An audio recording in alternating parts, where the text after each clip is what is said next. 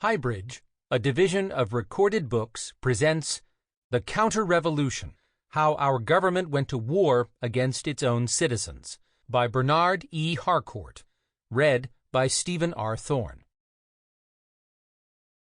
Subjects should be warned not to be subjugated more than is strictly necessary. William of Ockham, A Short Discourse on Tyrannical Government, circa 1340. The Birth of the Counter-Revolution. On December 9, 2014, California Senator Dianne Feinstein made public a 547-page report by the Senate Select Committee on Intelligence documenting the widespread use of torture by the United States after 9/11. The Senate report revealed far more intensive applications of torture than had been previously known. One prisoner was waterboarded at least 183 times.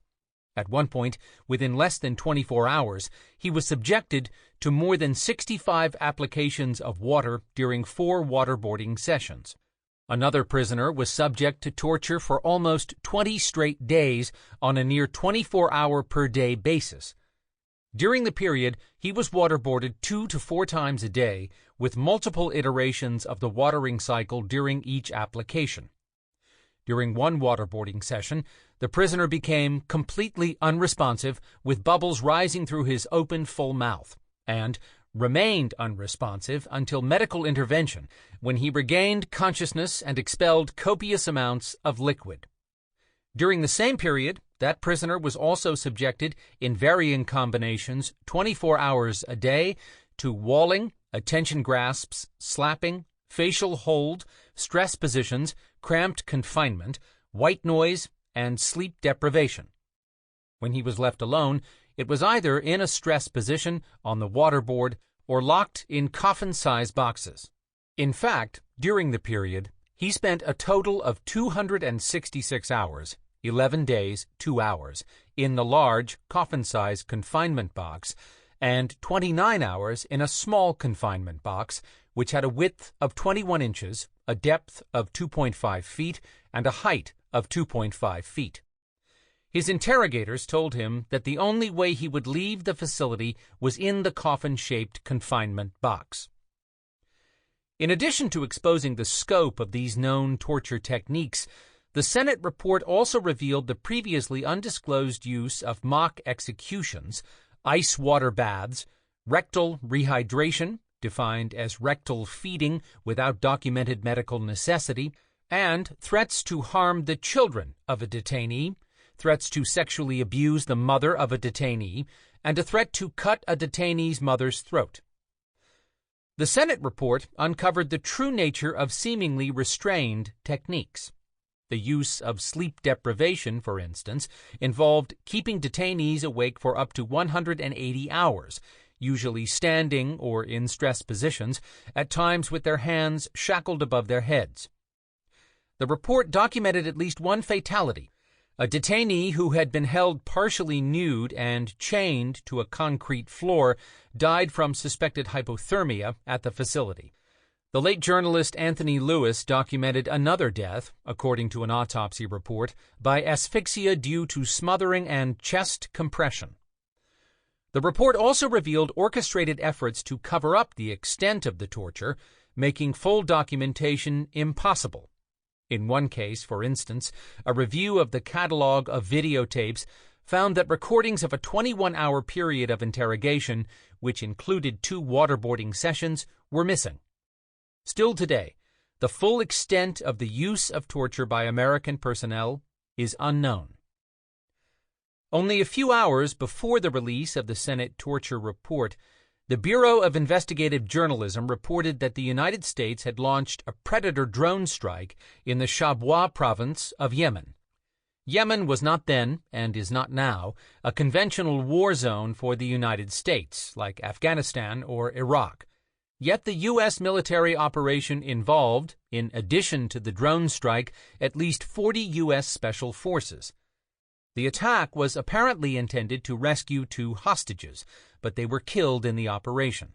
In total, 13 persons were killed, 8 reported to be civilians, 1 a 10-year-old child. One villager told Reuters that 5 of his sons were killed. According to a local elder, some of the villagers were awakened by the explosions. They looked out of their windows, and the Americans shot them dead. American and Yemeni soldiers shot anyone who was close to the house that the hostages were in and raided at least 4 homes. The first armed drone reached Afghanistan on October 7, 2001, a few weeks after the World Trade Center attacks. Soon thereafter, President George W. Bush signed an executive order directing the creation of a secret list of high-value targets, known colloquially as the kill list, and authorized the CIA to kill anyone on the list without further instructions or presidential approval. Drone use proliferated greatly after President Obama took office in January 2009.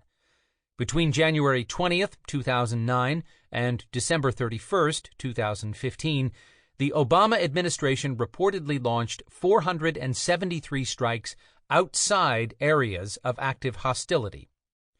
As of June 2017, the Bureau of Investigative Journalism had documented the accidental drone deaths of between 739 and 1,407 civilians, of which 240 to 308 were children, in Pakistan since 2004, Afghanistan since 2015, Yemen since 2002, and Somalia since 2007.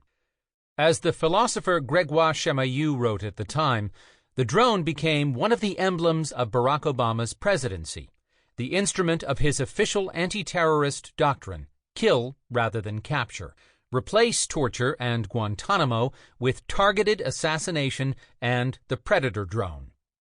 At the same time as the drone strike in the Shabwa province, the press also reported that the U.S. Foreign Intelligence Surveillance Court, FISC, had issued a classified order reauthorizing the Section 215 program of the USA Patriot Act for another 90 days.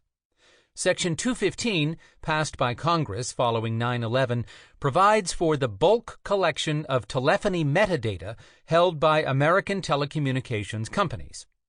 Under the program, the National Security Agency, NSA, amassed the telephone records of millions upon millions of American customers on a daily basis.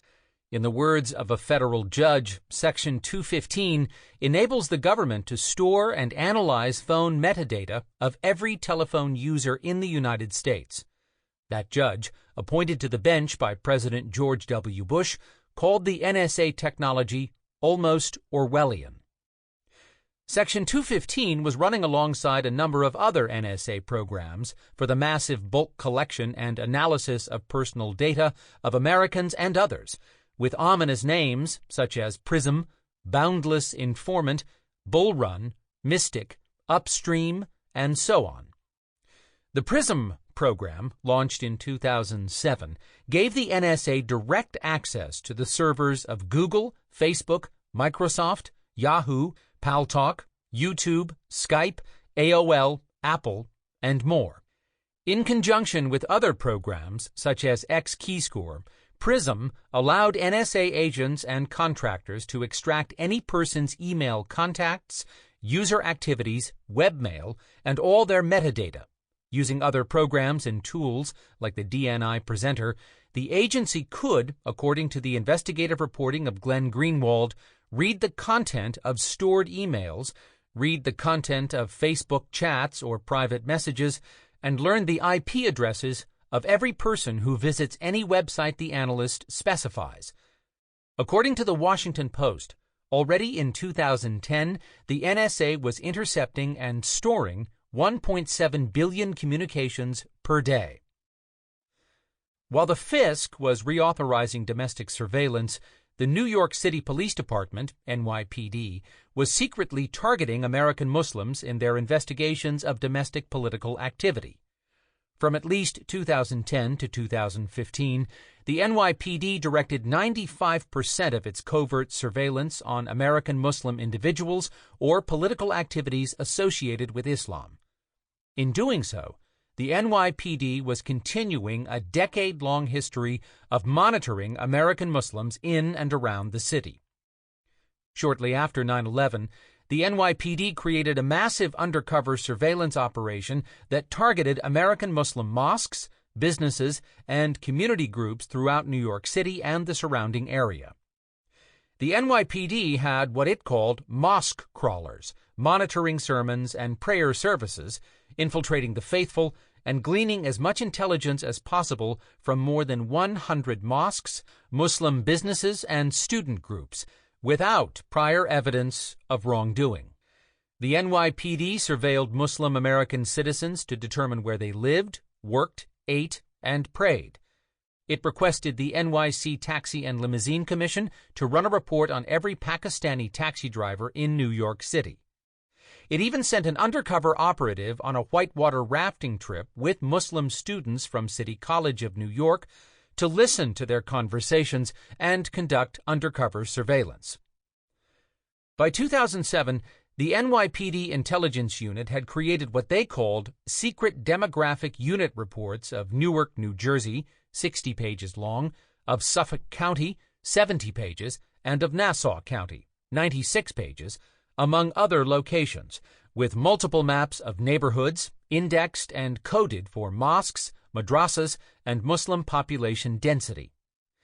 These demographic unit reports mapped all the Islamic institutions with photographs of the buildings and comprehensive profiles and notes, as well as intelligence reports on Muslim businesses detailing their addresses, telephone numbers, photographs, ethnicity, and information of note entries.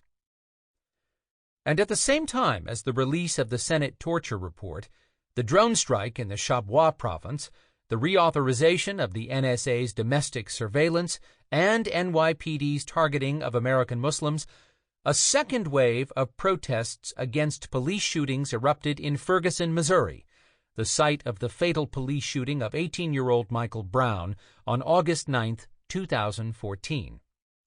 The renewed protests were fueled in part by the decision of the grand jury in Staten Island, New York, to refuse to indict NYPD officer Daniel Pantaleo in the choking death of Eric Garner. It was during those many waves of protests in Ferguson and elsewhere around the country that we witnessed the full militarization of police forces in the United States, now equipped with M4 rifles, sniper scopes, camouflage gear and helmets, tanks, and mine-resistant ambush-protected vehicles, and grenade launchers from the wars in Iraq and Afghanistan. Heavily weaponized police officers in fully armored vehicles faced off mostly peaceful and unarmed civilian protesters. A new militarized police force was deployed on Main Street, USA, and images like these flooded our news feeds and social media. Waterboarding and coffin-sized confinement boxes, drone strikes outside conventional war zones, alongside indefinite detention at Guantanamo Bay and special military commissions, total NSA surveillance, the secret infiltration of American mosques and Muslim student groups without any evidence of wrongdoing, a hyper-militarized police force on American streets. Some observers view these incidents as isolated, improvised, or unrelated excesses, or even as necessary but temporary deviations from our core American values during times of global terrorism and domestic turmoil post 9/11. Other commentators suggest that they constitute a new state of exception, a provisional radical mode of governing outside the rule of law.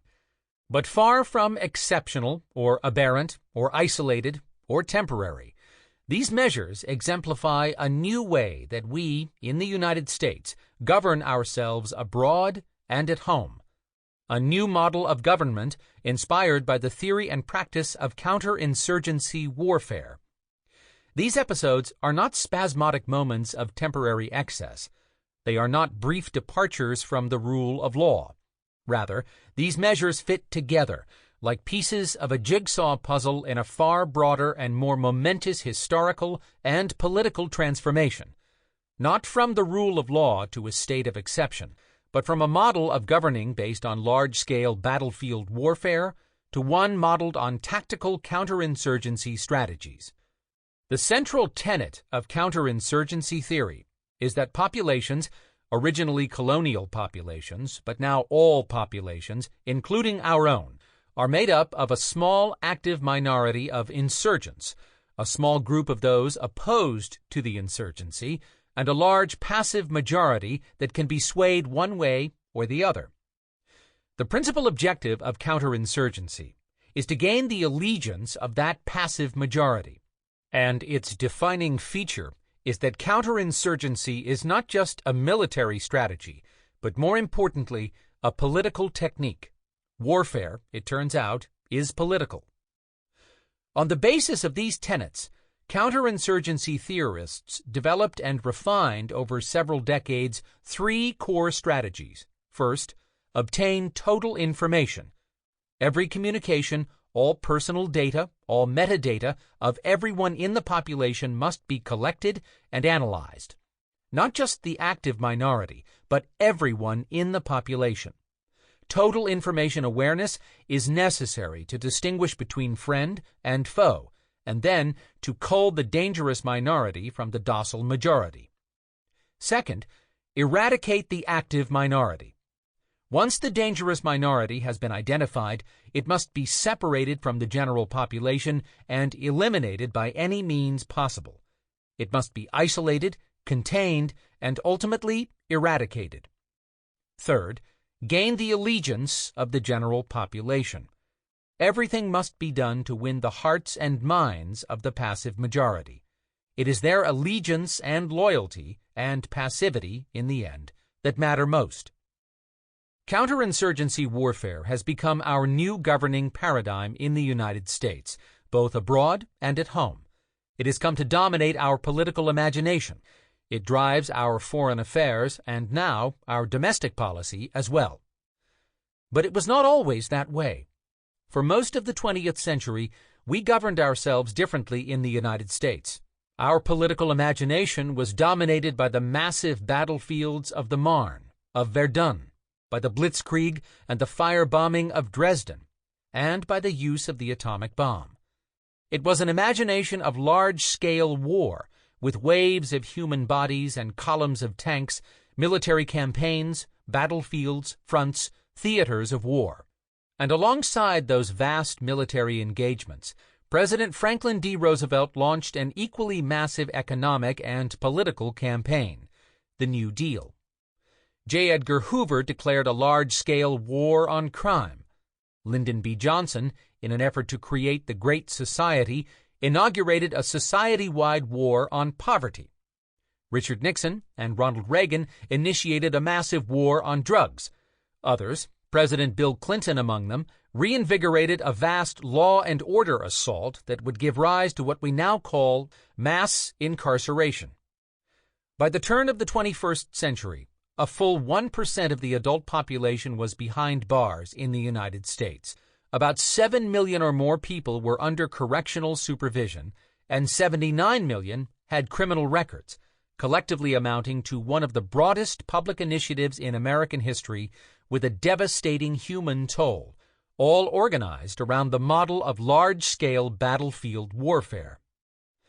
Yet the transition from large-scale battlefield warfare to anti-colonial struggles and the Cold War in the 1950s and to the war against terrorism since 9/11 has brought about a historic transformation in our political imagination and in the way that we govern ourselves.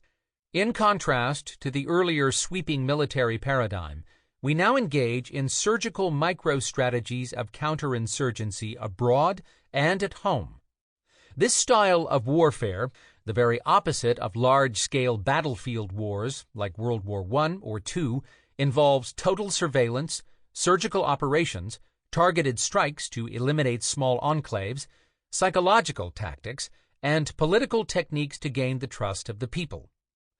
The primary target is no longer a regular army, so much as it is the entire population. It involves a new way of thinking about politics, about strategy, and about victory. Counterinsurgency warfare foregrounds the political, or more precisely, fuses the military and political in a way earlier models of warfare had not. And it produces a counterinsurgency warfare model of politics, a new political way of thinking and governing that has come to dominate Americans' military, then its foreign affairs, and now its domestic policy. Long in the making, this historic transformation accelerated after 9/11. Over the past decades, the change has come about in three major waves. First, militarily. In Vietnam, and then in Iraq and Afghanistan, U.S. military strategy shifted from a conventional model of large-scale battlefield war to unconventional forms of counterinsurgency warfare. As a result, war is fought differently today. New techniques were developed to control anti-colonial rebels and to repress anti-imperialist, often communist revolutions. They were refined during the 1950s and 60s in the colonies by Western powers, especially Britain, France, and the United States. And since 9/11, they have been deployed aggressively in the U.S. wars in Iraq and Afghanistan. First, the NSA surveillance programs and the tortured interrogations provided total intelligence in order to distinguish between an insurgent minority and the passive general population in Iraq and Afghanistan. Second, drone strikes, special operations, targeted assassinations, and indefinite detention, as well as the most brutal forms of torture, served to terrorize and eliminate the active minority.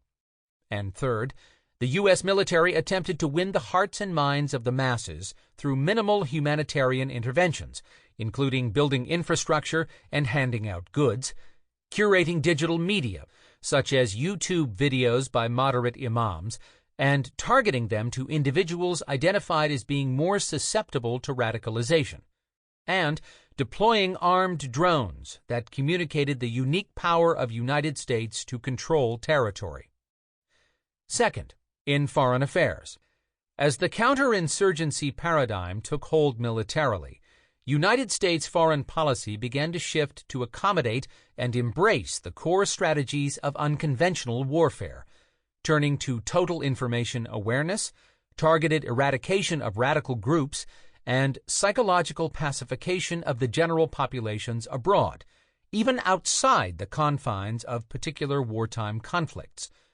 Drone strikes proliferated outside of war zones, in Pakistan, Yemen, and Somalia, and with them, complicated international negotiations over airspace and the use and location of military bases. NSA total information awareness went global, and digital propaganda campaigns extended across the globe. Counterinsurgency strategies, and especially counterinsurgency needs, gradually began to dominate foreign policy. To be sure, the international implications differed at different times. During the administration of President George W. Bush, foreign relations were deeply affected, for instance, by the rendition of suspects to cooperating countries. Under President Barack Obama, by joint special operations and drone strikes within accommodating countries, as well as the sharing of intelligence with allies, and under President Donald Trump by immigration bans, the construction of a wall on the southern border, and an actual or threatened withdrawal from multilateral agreements and organizations. But in truth, these differences are just variations on a counterinsurgency model of foreign affairs. Third, at home. With the militarized policing of African American protesters, the monitoring of American mosques and targeting of American Muslims, and the demonization of Mexican Americans and Hispanics, the counterinsurgency has been domesticated. Big and small cities across America amassed counterinsurgency military equipment and know-how, and increasingly deploy these strategies in routine encounters, not only to fight terrorism, but also as an integral part of their day-to-day policing. At least one state, North Dakota, has already passed legislation authorizing the use of armed drones by law enforcement agencies. In another state, Texas, a local police department deployed a robot bomb, in effect an armed drone, to assassinate a criminal suspect. Counterinsurgency strategies are beginning to permeate the routine policing of democratic protest. Muslims and persons with Arab surnames are increasingly suspected and treated like high-value targets, along with anti-police protesters, minority youth, and undocumented residents. Programs like PRISM, Section 215, and others now provide the U.S. government access to Americans' personal data. Total surveillance has been turned on the American people. It is we, Americans, who have become the target of our government's counterinsurgency strategies. The three core strategies now shape the way that the United States, and increasingly the broader Euro-American West, governs. Total NSA surveillance of domestic communications, relentless targeting of suspected minorities, and the continuous effort to win the allegiance of the passive masses. From domestic anti-terrorism law enforcement to ordinary street policing, from schools to prisons, from our computer and smart TVs to the phones in our pockets, a new way of seeing, thinking, and governing has taken hold at home, and it is founded on a counterinsurgency war paradigm. The result is radical. We are now witnessing the triumph of a counterinsurgency model of government on American soil in the absence of an insurgency or uprising or revolution. The perfected logic of counterinsurgency now applies, regardless of whether there is a domestic insurrection. We now face a counterinsurgency without insurgency, a counterrevolution without revolution, the pure form of counterrevolution without a revolution as a simple modality of governing at home, what could be called the counter-revolution. Counterinsurgency practices were already being deployed domestically in the 60s. In the United States, the FBI's treatment of the Black Panthers under J. Edgar Hoover took precisely the form of counterinsurgency tactics at exactly the same time that those strategies were being developed in Vietnam. As James Baldwin correctly diagnosed decades ago, the Panthers became the native Viet Cong. The ghetto became the village in which the Viet Cong were hidden, and in the ensuing search and destroy operations, everyone in the village became suspect. Elsewhere as well. In Britain, for instance, the government brought home counterinsurgency strategies it had developed and refined in Palestine and Malaya to combat the Irish Republican Army and police the homeland. But since 9/11, the counterinsurgency strategies first developed and tested abroad and occasionally used at home have been deployed across the United States in an unprecedented and pervasive manner. The tactics have been refined, legalized, and systematized. New digital technologies have made possible techniques of surveillance and drone warfare that were simply unimaginable 40 years ago. Generations of American soldiers have been steeped in counterinsurgency training and are now back home. The strategies and methods have come to permeate the political imagination. Even more importantly, what is truly novel and unique today is that the counterinsurgency paradigm has been untethered from its foundation. It is now a form of governing domestically without any insurrection or uprising to suppress.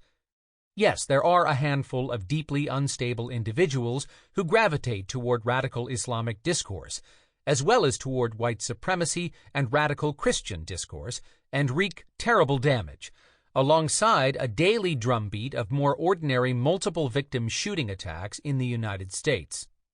In 2015, there was on average more than one shooting per day in the U.S. that left 4 or more people dead or wounded, but there is simply no veritable insurgency at home.